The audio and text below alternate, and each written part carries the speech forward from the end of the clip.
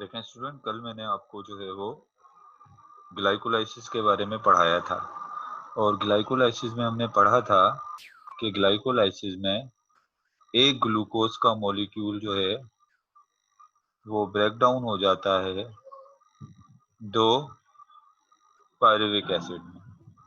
इसकी पूरी चेन मैंने आपको बता दी थी। एक ग्लूकोज के मॉलिक्यूल से दो पायरुविक एसिड के मॉलिक्यूल बनते हैं। अच्छा, उसके बाद फिर मैंने आपको ये भी बताया था कि ग्लाइकोलाइसिस के दौरान एटीपी जो है वो प्रोड्यूस होते हैं। ग्लाइकोलाइसिस के दौरान क्या प्रोड्यूस होते हैं? एटीपी। और जो एटीपी प्रोड्यूस होते हैं ग्लाइकोलाइसिस के दौरान, मिसाल के तौर पे 1,3 बिसफॉस्फोग्लिसरेट, ये क्या करता है? 1,3 बिसफॉस्फोग्लिसरेट जो है वो अपना फॉस्फेट दे देता है एडीपी को। जब ये एडीपी को अपना फॉस्फेट दे देता है तो उससे क्या बन जाता है? एटीपी बन जाता है। ऐसे एटीपी यहाँ पर भी बनेगा और एटीपी जो है वो यहाँ पे भी बनेगा। फिर दोबारा फॉस्फोफिनोल पायरुवेट जो है, जिसके बाद 2 फॉस्फोग्लिसरेट जो है वो फॉस्फोफिनोल पायरुवेट, ये भी अपना फॉस्फेट जो है वो एडीपी को दे देता है, तो उससे क्या बन जाता है? एटीपी बनता है। और यहाँ पर भी फिर इसी तरह से एटीपी बनता है। तो मुझे बात आपको ये बतानी थी कि ग्लाइकोलाइसिस के दौरान जो एटीपी बन रहा है, ये जो एटीपी बन रहा है, इस एटीपी के बनने को हम कहते हैं सबस्ट्रेट लेवल फॉस्फोरिलेशन। ये इंपॉर्टेंट पॉइंट है, आप याद रखिएगा कि ग्लाइकोलाइसिस के दौरान, या अभी क्रेब्स साइकिल भी बताऊंगा, तो ग्लाइकोलाइसिस के दौरान या क्रेब्स साइकिल के दौरान जो एटीपी बनता है, उस एटीपी बनने को हम कहते हैं सबस्ट्रेट लेवल फॉस्फोरिलेशन। क्योंकि जो फोटोसिंथेसिस में एटीपी बन रहा था वो था फोटोफॉस्फोरिलेशन, और इसको कह रहे हैं सबस्ट्रेट लेवल फॉस्फोरिलेशन। इसको क्यों सबस्ट्रेट लेवल फॉस्फोरिलेशन कह रहे हैं? इसको सबस्ट्रेट लेवल फॉस्फोरिलेशन इस वजह से कह रहे हैं कि एडीपी ने, एडिनोसिन डाइफॉस्फेट ने, जो फॉस्फेट लिया है ये एक सबस्ट्रेट से लिया है।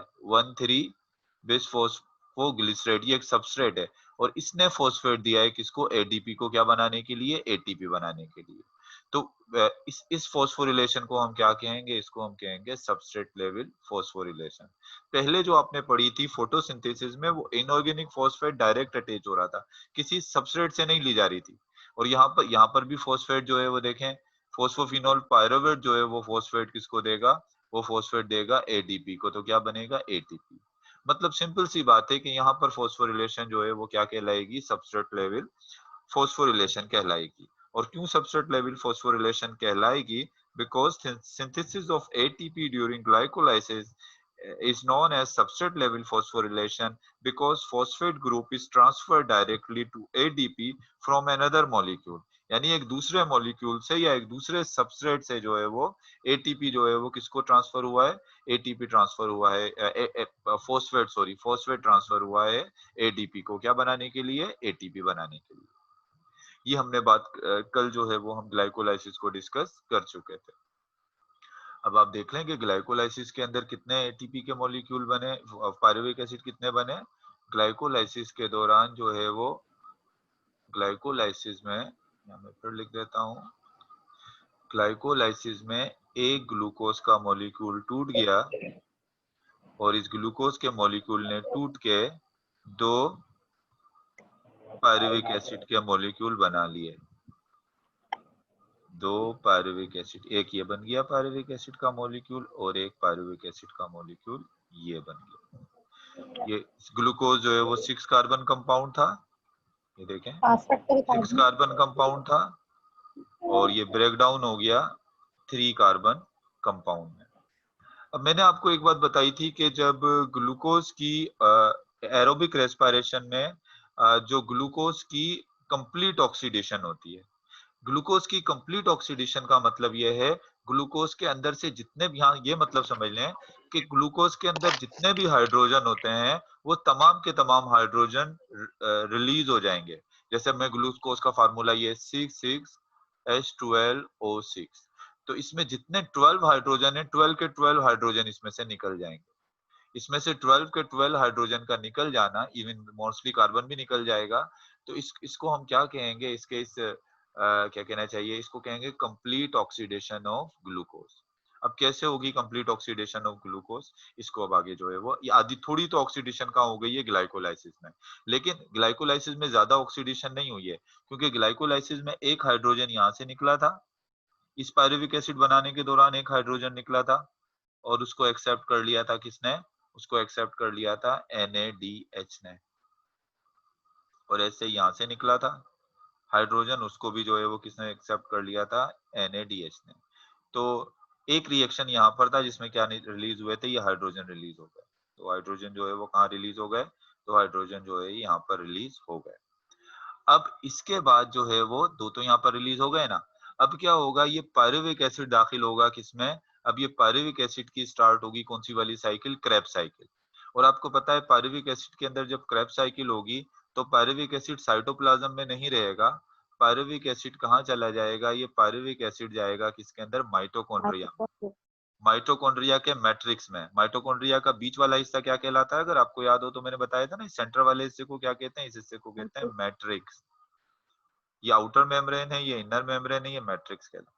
और पायरुविक एसिड किसमें, मैट्रिक्स में चला जाएगा। लेकिन एक बात याद रखिएगा, pyruvic acid direct Krebs cycle में दाखिल नहीं होगा, pyruvic acid direct Krebs cycle में दाखिल नहीं होगा, पायरुविक माइटोकॉन्ड्रिया के अंदर ही पायरुविक एसिड पहले थोड़ा सा चेंज होगा, अपनी फॉर्म चेंज करके या अपने आप को एसिटाइल कोएंजाइम ए में कन्वर्ट करके, पायरुविक एसिड अपने आप को एसिटाइल कोएंजाइम ए में कन्वर्ट करके किस में जाएगा, माइटोकॉन्ड्रिया सॉरी क्रेब्स साइकिल के अंदर जो है वो जाएगा। तो डायरेक्ट पायरुविक एसिड जो है वो क्रेब्स साइकिल में एंटर नहीं होगा। तो यहां मैं लिख देता हूं, पहले क्या होगा, क्रेब्स साइकिल से पहले होगी formation of acetyl coenzyme A, formation of, यानी ग्लाइकोलाइसिस क्रेब्स साइकिल में दाखिल नहीं होगा डायरेक्ट, पहले क्या बनाएगा, formation of acetyl coenzyme A. अब बनता कैसे है एसिटाइल कोएंजाइम, अब पूरी थ्योरी को छोड़ दो, मैं सिर्फ एक रिएक्शन बता रहा हूँ, इस रिएक्शन को याद करके सिंपली आपको समझ में आ जाएगा कि कोएंजाइम है, एसिटाइल कोएंजाइम है, कैसे बनता है। ये देखो पायरुविक एसिड है ना, पायरुविक एसिड है, पायरुविक एसिड कितने कार्बन वाला कंपाउंड है, 3 कार्बन वाला कंपाउंड है ना। तो अब क्या होगा कि इस पायरुविक एसिड के अंदर से कार्बन डाइऑक्साइड निकल जाएगी, जब पायरुविक एसिड के अंदर से कार्बन डाइऑक्साइड निकल जाएगी तो पायरुविक एसिड जो है वो क्या नहीं रहेगा, पायरुविक एसिड 3 कार्बन कंपाउंड नहीं होगा, वो क्या हो जाएगा, वो 2 कार्बन कंपाउंड हो जाएगा। और उसके साथ ही क्या होगा कि पायरुविक एसिड से हाइड्रोजन भी निकलेंगे, यानी इसकी ऑक्सीडेशन होगी, पायरुविक एसिड से क्या निकलेंगे, हाइड्रोजन भी निकलेंगे। और उन हाइड्रोजन को कौन एक्सेप्ट कर लेगा, NAD एक्सेप्ट कर लेगा, और NAD एक्सेप्ट करके किस में कन्वर्ट हो जाएगा, NADH में। देखो ग्लूकोज ने फिर हाइड्रोजन निकाल दिए, मैं कह रहा था ना जितने दफा ऑक्सीडेशन होगी हाइड्रोजन निकलेंगे, 2 हाइड्रोजन निकल गए थे कहां पर, 2 हाइड्रोजन निकल गए थे ग्लाइकोलाइसिस में, तीसरा हाइड्रोजन यहाँ निकल गया किसके अंदर, इलेक्ट्रॉन और प्रोटॉन की शक्ल में निकला, तो H2 लिख रहे हैं इसको। अच्छा ये निकल गया, हाइड्रोजन भी निकला इसमें से पायरुविक एसिड की, यानी ऑक्सीडेशन भी हुई। और उसके साथ क्या होगा, इसके साथ जो है वो एक कोएंजाइम ए भी अटैच हो जाएगा। तो इस इन रिएक्शन के बाद क्या बन जाएगा, पायरुविक एसिड कन्वर्ट हो जाएगा एसिटाइल कोएंजाइम ए, और उसके साथ NAD को क्योंकि इसने अपने हाइड्रोजन दिए तो NAD किस में कन्वर्ट हो जाएगा, NADH2 के अंदर जो है वो क्या होगा, कन्वर्ट हो जाएगा NAD। और इसके अलावा जो है वो एक कार्बन डाइऑक्साइड का मॉलिक्यूल भी इसमें से निकल जाएगा। मतलब पायरुविक एसिड की यहाँ पर क्या हुई है, पायरुविक एसिड की यहाँ पर, यानी पायरुविक एसिड एसिटाइल कोएंजाइम में कैसे कन्वर्ट होगा, तो कैसे होगा, उसमें क्या क्या होगा कन्वर्ट होने के लिए, उसकी ऑक्सीडेशन होगी, उसकी डीकार्बोक्सिलेशन होगी।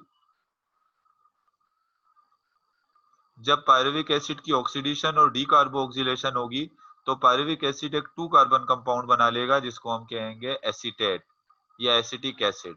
फिर क्या होगा, इस एसीटेट के साथ कोएंजाइम ए अटैच हो जाएगा, इस एसीटेट के साथ कोएंजाइम ए जो है वो क्या होगा, अटैच हो जाएगा। तो उसके अटैच होने से जो है वो इसके साथ एसीटेट के साथ जब कोएंजाइम ए अटैच हो जाएगा तो इससे क्या बन जाएगा, एसिटाइल कोएंजाइम ए। बहुत सिंपल सा है, कैसे पायरुविक एसिड जो है वो एसिटाइल कोएंजाइम ए में कन्वर्ट होता है। ये इक्वेशन याद कर लेंगे तो इसको थ्योरी याद करने की जरूरत ही नहीं है। पायरुविक एसिड की ये पॉइंट्स याद कर लें। पायरुविक एसिड कैसे, अगर आपसे एमसीक्यूज में 2-3 पॉइंट्स देख रहे हैं कि पायरुविक एसिड कैसे एसिटाइल कोएंजाइम ए में कन्वर्ट होता है, उसकी ऑक्सीडेशन होती है, उसकी डीकार्बोक्सिलेशन होती है और उसके साथ कोएंजाइम ए अटैच होता है, तो उससे क्या बन जाता है, एसिटाइल कोएंजाइम ए। ये 3 कार्बन वाला कंपाउंड था और ये हो गया 2 कार्बन वाला कंपाउंड। यानी ग्लूकोज की कार्बन भी निकल रही है, ग्लूकोज की एक कार्बन निकल गई यहाँ पर। सही है, 2 पायरुविक एसिड बने थे, दूसरा पायरुविक एसिड आएगा तो फिर एक दूसरी कार्बन निकलेगी। क्लियर हो गया ये एसिटाइल कोएंजाइम में कैसे बना है स्टूडेंट? रिपीट कीजिएगा। एक दफा फिर रिपीट करता हूँ, देखो रिपीट कर रहा हूँ। मैंने आपको बताया कि पायरुविक एसिड जो ग्लाइकोलाइसिस में बनता है, पायरुविक एसिड डायरेक्ट जो है वो क्रेब्स साइकिल में दाखिल नहीं होता। पहले पायरुविक एसिड कन्वर्ट हो जाता है किसमें, एसिटाइल कोएंजाइम ए में कन्वर्ट होता है। कैसे pyruvic acid acetyl coenzyme A में कन्वर्ट होता है? सबसे पहले क्या होता है, पायरुविक एसिड की जो है वो डीकार्बोक्सिलेशन होती है, यानी पायरुविक एसिड से कार्बन डाइऑक्साइड निकल जाता है। कार्बन डाइऑक्साइड भी निकल जाता है, ये लो निकल गया पायरुविक एसिड के अंदर से कार्बन डाइऑक्साइड। और पायरुविक एसिड की ऑक्सीडेशन होती है, यानी उसमें से हाइड्रोजन भी निकल जाता है, और हाइड्रोजन को कौन एक्सेप्ट कर लेता है, एनएडी। कार्बन डाइऑक्साइड का निकलना डीकार्बोक्सिलेशन हो गया, और हाइड्रोजन का निकलना जो है वो क्या हो गया, वो हो गया ऑक्सीडेशन। तो पायरुविक एसिड की जब डीकार्बोक्सिलेशन होती है और ऑक्सीडेशन होती है, तो पायरुविक एसिड नहीं रहता, वो एक 2 कार्बन कंपाउंड में कन्वर्ट हो जाता है जिसको कहते हैं एसीटेट। फिर इस एसिटिक एसिड या एसीटेट के साथ कोएंजाइम ए अटैच हो जाता है, तो उससे क्या बन जाता है, उससे बन जाता है एसिटाइल कोएंजाइम ए। अब हो गया क्लियर कैसे बनता है acetyl coenzyme A? Yes sir. अब आगे चलूं, अब ये एसिटाइल कोएंजाइम है, जी जी, जब 2-फॉस्फोग्लिसरिक एसिड कन्वर्ट होता है फॉस्फोफिनोल पायरुवेट में, तो जब भी तो वाटर के मॉलिक्यूल रिलीज होते हैं, तो हाइड्रोजन तो जब भी रिलीज हुआ है, लेकिन उसके साथ ऑक्सीजन भी रिलीज हुई है, वो प्योर हाइड्रोजन नहीं रिलीज हुए, प्योर हाइड्रोजन नहीं हुए, उसके साथ जो है वो क्या रिलीज हुई, उसके साथ जो है वो क्या कहना चाहिए कि वो उसके साथ जो है वो ऑक्सीजन भी मिलकर रिलीज हुई है। उस तरह से नहीं हुआ कि सिर्फ हाइड्रोजन इलेक्ट्रॉन और प्रोटॉन की फॉर्म में हुआ, तो उसको आप ऑक्सीडेशन नहीं कहोगे। समझ में आ रहा है ना, उस तरह से नहीं रिलीज हुआ है। उसको आप कहोगे, जब उसको आप कहोगे डिहाइड्रेशन, उसमें से पूरा वाटर निकला है, वो डिहाइड्रेशन होगी। आगे चलें, हो गया क्लियर, आगे चलें? Yes sir. चलो आगे चलते ये आगे। अब आप इधर देखें, अब हम स्टार्ट करते हैं कौन सी वाली साइकिल, अब स्टार्ट करते हैं क्रेब्स साइकिल। अब है थोड़ा सा आहिस्ता आहिस्ता मैं आपको ये बताऊंगा क्रेब्स साइकिल। देखो क्रेब्स साइकिल को सबसे पहले तो देख लो, क्रेब्स साइकिल को क्रेब्स साइकिल क्यों कहते हैं। एक साइंटिस्ट था हैंस क्रेब, उसने इस साइकिल को सबसे पहले जो है वो इसके बाद इसको डिस्कवर किया था या इसके बारे में बताया था, तो इस वजह से इसको हम क्या कह रहे हैं, एक बायो केमिस्ट था हैंस क्रेब जिसने इसको बताया था इस साइकिल के बारे में, इस वजह से इसको हम क्रेब साइकिल जो है वो कहते हैं। इसको हम सिट्रिक एसिड साइकिल भी कहते हैं। इसको सिट्रिक एसिड साइकिल क्यों कहते हैं, क्योंकि इस साइकिल के दौरान जो पहला कंपाउंड जो बनता है वो एक 6 कार्बन कंपाउंड होता है, सिट्रिक एसिड। इस साइकिल में पहला जो कंपाउंड बनता है वो सिट्रिक एसिड होता है, इस वजह से इसको हम क्या कहते हैं, इसको हम सिट्रिक एसिड साइकिल भी कहते हैं। इसके अलावा इसको हम TCA साइकिल भी कहते हैं, TCA साइकिल भी कहते हैं। इसको TCA साइकिल हम इस वजह से कहते हैं क्योंकि जो सिट्रिक एसिड होता है उसके पास जो है बेसिकली क्या होता है, सिट्रिक एसिड के पास 3 कार्बोक्सिल ग्रुप होते हैं। Citric acid has 3 carboxyl group, यानी COH ग्रुप जो होते हैं सिट्रिक एसिड के पास कितने होते हैं, 3 होते हैं। अगर आप सिट्रिक एसिड का जो है वो स्ट्रक्चरल फार्मूला देखेंगे तो सिट्रिक एसिड के पास जो है वो COH जो ग्रुप होते हैं यानी कार्बोक्सिल जो ग्रुप होते हैं वो कितने होते हैं, वो 3 होते हैं। तो इस वजह से इसको जो है वो सिट्रिक एसिड साइकिल, इसको TCA साइकिल भी कहते हैं, यानी इसको जो है वो ट्राई कार्बो ऑक्सिलिक एसिड साइकिल। याद रहेगा क्रेब साइकिल क्यों कहते हैं, सिट्रिक एसिड साइकिल क्यों कहते हैं, और TCA साइकिल इसको क्यों कहते हैं। क्रेब साइंटिस्ट का नाम है जिसने इसको डिस्कवर किया था। इसमें पहला जो कंपाउंड बनता है वो सिट्रेट बनता है, इस वजह से इसको सिट्रिक एसिड साइकिल कहते हैं। और सिट्रेट के पास 3 कार्बोक्सिल ग्रुप होते हैं, तो इस वजह से इसको जो है कार्बोक्सिलिक जो है वो ग्रुप होते हैं, इस वजह से इसको हम क्या कहते हैं, इसको हम जो है वो ट्राई कार्बो ऑक्सिलिक एसिड साइकिल भी जो है वो कहते हैं, क्योंकि उसके पास 3 कार्बोक्सिल ग्रुप होते हैं। अब आप देखें सिट्रिक एसिड साइकिल को मैं यहाँ पर बनाता जाता हूँ। अब आप देखें इसके steps. Acetyl coenzyme A, acetyl coenzyme A इस साइकिल में एंटर होता है। जब एसिटाइल कोएंजाइम इस साइकिल में एंटर होता है, ये 2 कार्बन वाला कंपाउंड है। 2C यहाँ पर ब्रैकेट में लिख रहा हूँ, इसका मतलब क्या है, ये 2 कार्बन वाला कंपाउंड है। ये किसके साथ मिल जाता है, ये मिल जाता है ऑक्सैलो एसीटेट के साथ, यानी इसको सबसे पहले जो एक्सेप्ट करता है, जैसे हमने डार्क रिएक्शन में पढ़ा था ना कि जो सबसे पहले राइबोलोज बाइफॉस्फेट ने एक्सेप्ट किया था कार्बन डाइऑक्साइड को, एक शुगर थी। इसी तरीके से क्या है, ये इसको जो सबसे पहले जो एक्सेप्ट करेगा एसिटाइल कोएंजाइम ए को, वो कौन एक्सेप्ट करेगा, वो एक्सेप्ट करेगा एक ऑर्गेनिक एसिड जिसको हम क्या कह रहे हैं, ऑक्सैलो एसीटेट। और ये कितने कार्बन वाला कंपाउंड है, ये 4 कार्बन वाला कंपाउंड है।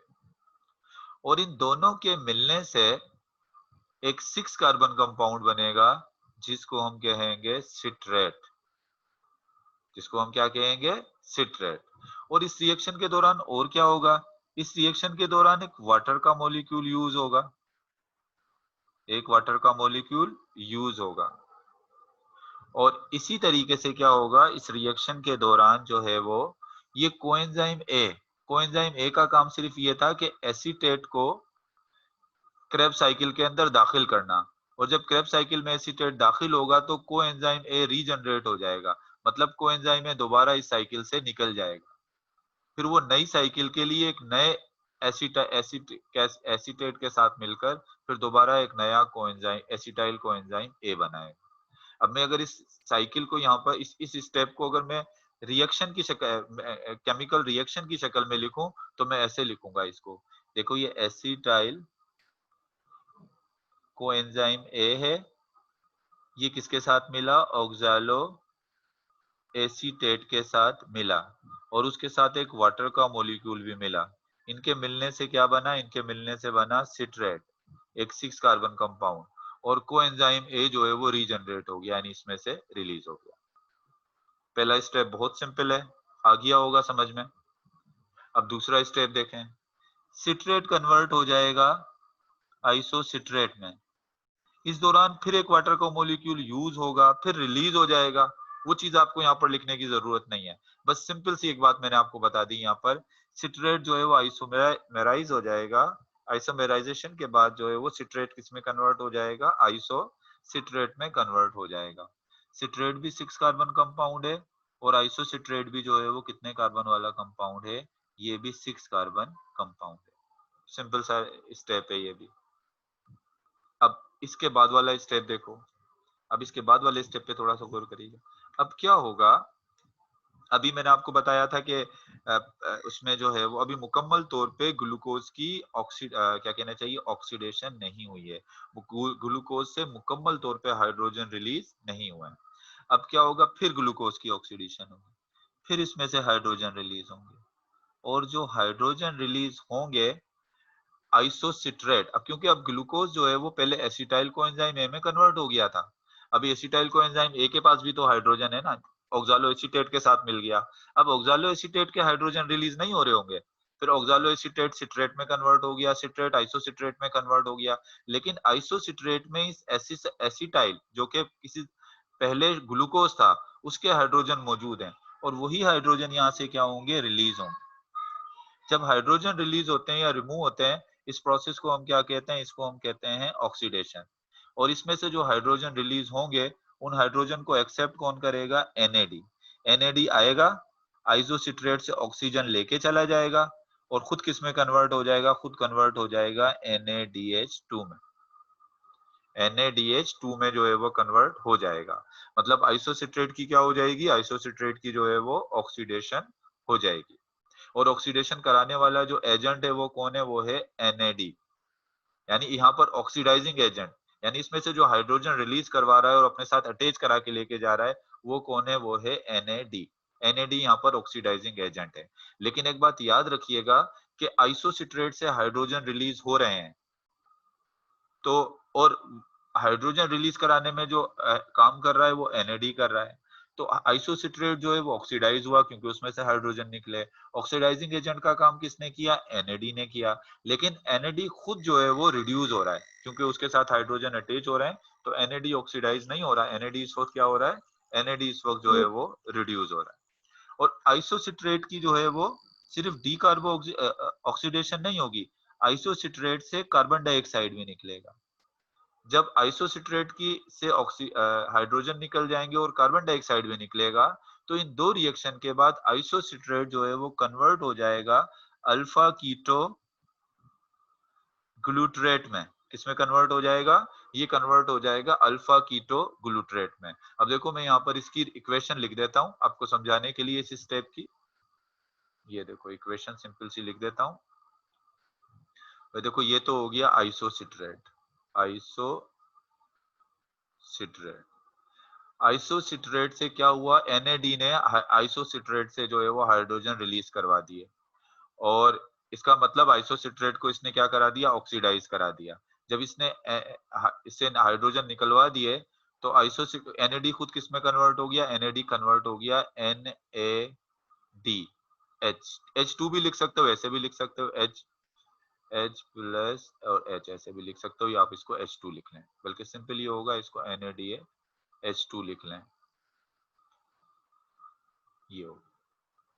अच्छा, आइसोसिट्रेट जो है वो ने से हाइड्रोजन निकले तो NAD जो है वो रिड्यूस होके NADH2 में कन्वर्ट हो गया और उसके साथ ही आइसोसिट्रेट से कार्बन डाइऑक्साइड का मॉलिक्यूल भी निकला। इन दो रिएक्शन के बाद आइसोसिट्रेट आइसोसिट्रेट नहीं रहेगा, ये कन्वर्ट हो जाएगा अल्फा कीटो ग्लूट्रेट में कन्वर्ट हो जाएगा। यहाँ पर कितने रिएक्शन हुए, दो हुए हैं, एक ऑक्सीडेशन हुई है और दूसरा क्या हुआ है, डी कार्बो ऑक्सीलेशन हुई है। अब आगे आ जाओ। अब अल्फा कीटो ग्लूट्रेट जो है ये, अब फिर दोबारा एक यही काम यहाँ पर फिर होगा। फिर अल्फा कीटो ग्लूट्रेट की क्या होगी, ऑक्सीडेशन होगी, यानी फिर इसमें से हाइड्रोजन निकलेंगे और हाइड्रोजन को कौन एक्सेप्ट करेगा, हाइड्रोजन को एक्सेप्ट करेगा NAD और NAD किस में कन्वर्ट हो जाएगा, NADH2 में कन्वर्ट होगा। फिर इसमें से कार्बन डाइऑक्साइड निकलेंगे और फिर इसकी जो है वो क्या होगी, ऑक्सीडेशन होगी और जब इसकी ऑक्सीडेशन हो फिर इसकी जो है वो डी कार्बोक्सिलेशन होगी और फिर इसमें से कार्बन डाइऑक्साइड जो है वो निकलेंगे। और इन दोनों रिएक्शन के बाद इसके बाद एक और स्टेप है, लेकिन इससे पहले आप देखें जो अल्फा, इसे बस इतनी याद रखें, जो अल्फा कीटो ग्लूट्रेट बनेगा ना, उससे पहले भी जो है वो सेम रिएक्शन होंगे और उसके बाद भी सेम रिएक्शन हो रहे हैं।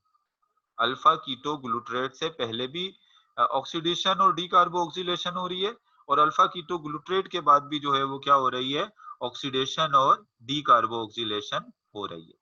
अच्छा, अब यहां तक समझ में आ गया?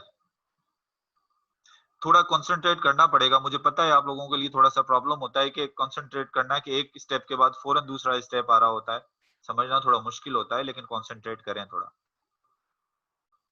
आगे चलूं? चलिए एक स्टूडेंट मुझे बताइए, अभी तक मैंने जो स्टेप बताई है मुझे कोई स्टूडेंट बताए, फिर आगे चलता हूँ। कौन बताएगा मुझे, ये स्टेप लिखे मैं इसको देखकर ही बता दूं। कौन बताएगा मुझे ये स्टेप, यहाँ तक जो बता दिए ये स्टेप बता दो मुझे, फिर आगे चलते हैं। हाँ जल्दी से बताओ, कौन बताएगा? सर बताएं? हाँ बताओ।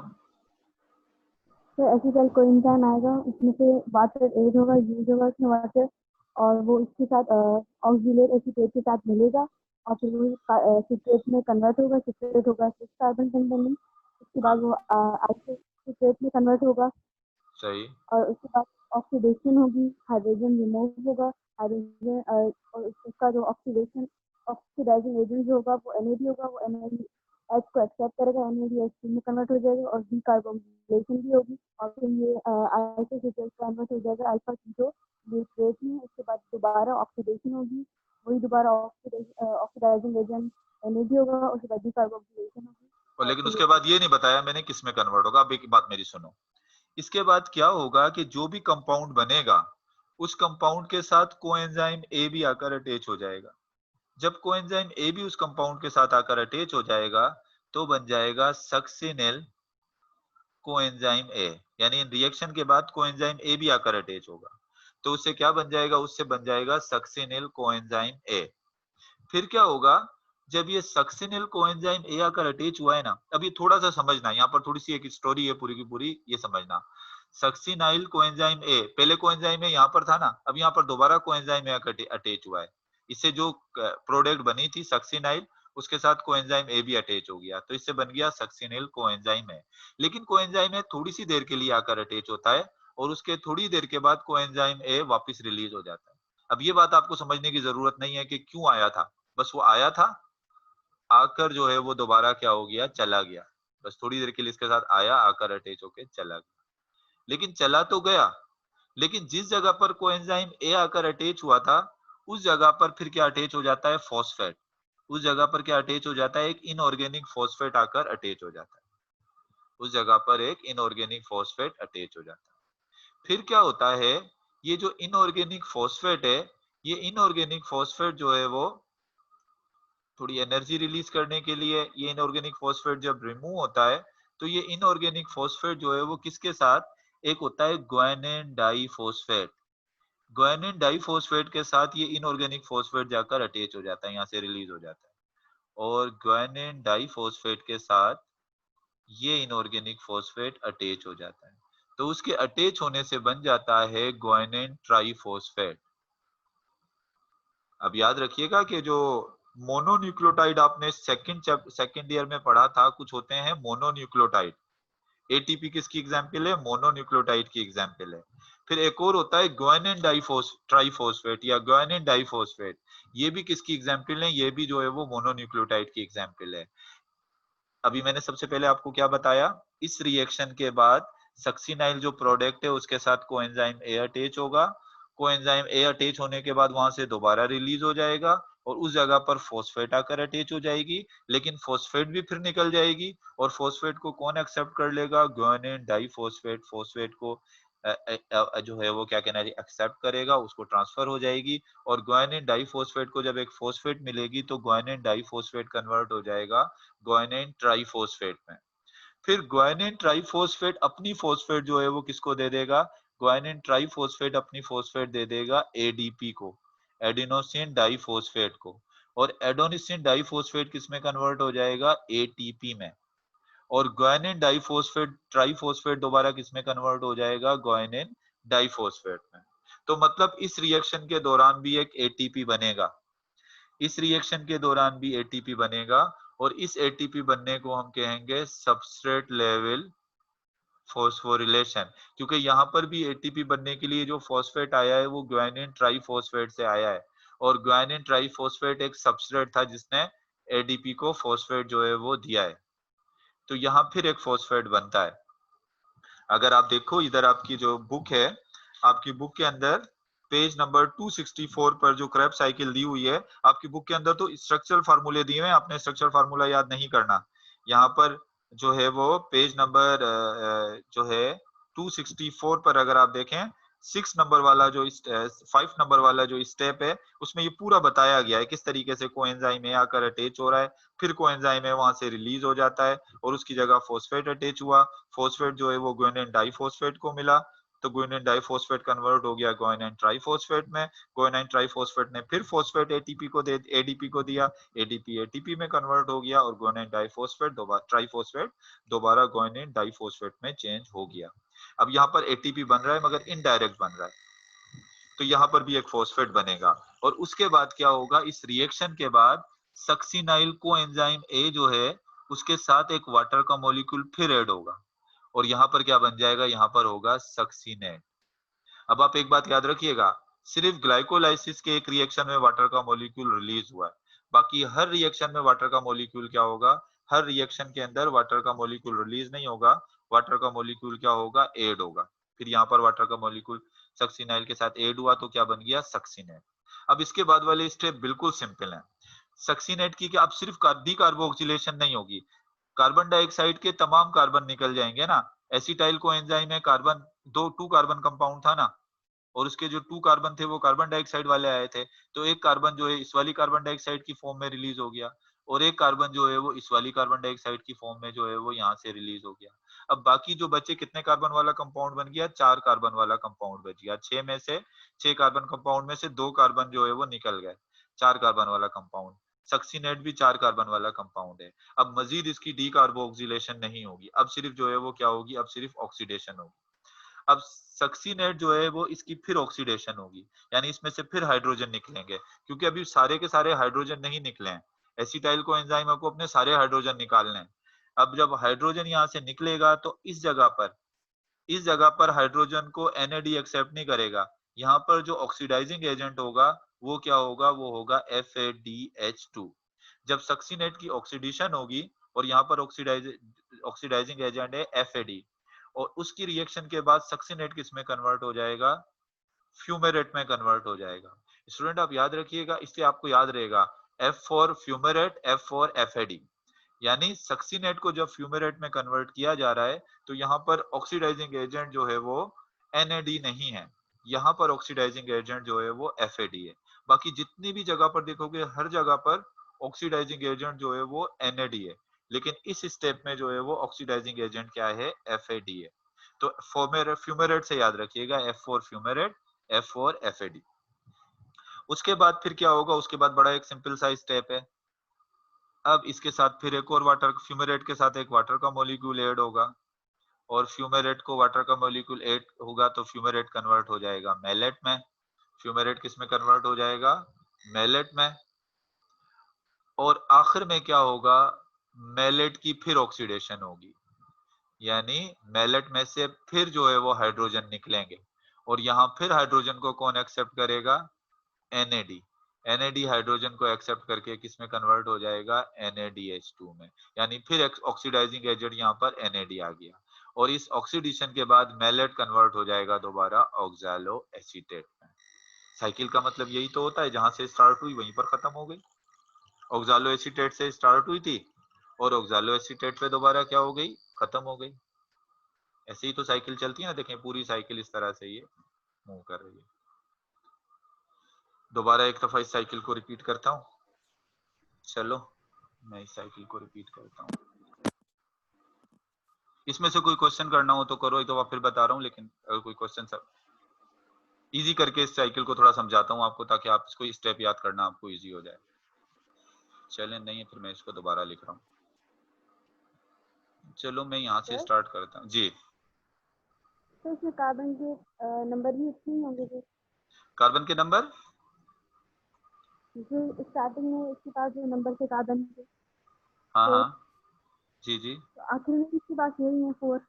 हाँ वही 4 है, क्योंकि उसने तो जो कार्बन, देखो उसने 2 कार्बन डाइऑक्साइड निकाले, ऑक्सैलो एसीटेट ने अपने कार्बन डाइऑक्साइड थोड़ी निकाले, उसने तो वाले कार्बन डाइऑक्साइड निकाल लिए जो 2 एसिटाइल कोएंजाइम, एक एसिटाइल के आए थे, एसीटेट के आए थे, वो 2 कार्बन डाइऑक्साइड शक्ल में निकाल दिए। उसने तो वो जो ग्लूकोज से डायरेक्टली जो ग्लूकोज से आ रहे थे वो निकाले, अपने तो उसके 4 दोबारा आ गए, वही दोबारा अपने बचे।